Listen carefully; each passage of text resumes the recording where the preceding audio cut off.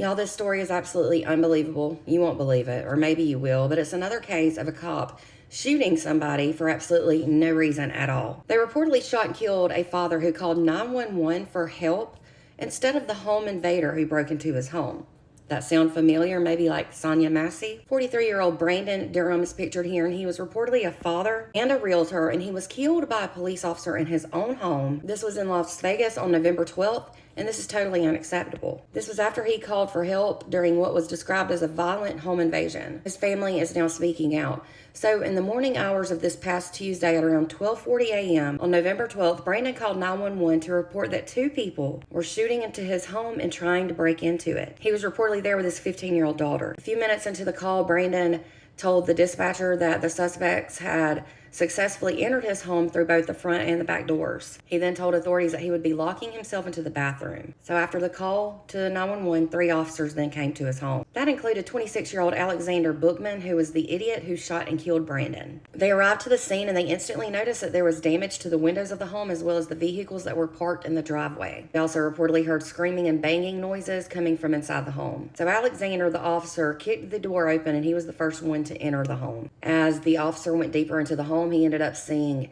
Brandon and the suspect standing in a doorway, and they appeared to be struggling over a knife. The suspect was reportedly 31-year-old Alejandra Boudreaux. So remember how Brandon had originally told the 911 dispatcher that 2 suspects had broken into the home? It was actually just Alejandra, or that's all that police identified. So the officer, Alexander, told both of the men, the suspect and Brandon, to drop the weapon. Then about a second later, Alexander shot his gun and he hit Brandon. That caused both Brandon and the suspect to fall to the ground. This was all reportedly caught on body cam footage. He then, like a freaking monster, shot Brandon several more times while he was lying on the floor and motionless. He was not even moving, and the officer kept shooting him a total of 6 times. Despite attempts of first responders to save Brandon's life, he reportedly died at the scene. Now, the subject, Alejandra, was taken into custody and he was charged with home invasion with a deadly weapon, assault with a deadly weapon, domestic violence, child abuse, neglect, or endangerment and performance of an act, and willful disregard to the safety of persons resulting in death. Investigators are now thinking that the suspect and Brandon knew each other and that this was not just a random act of violence. It was said that authorities are very early into the investigation of the case,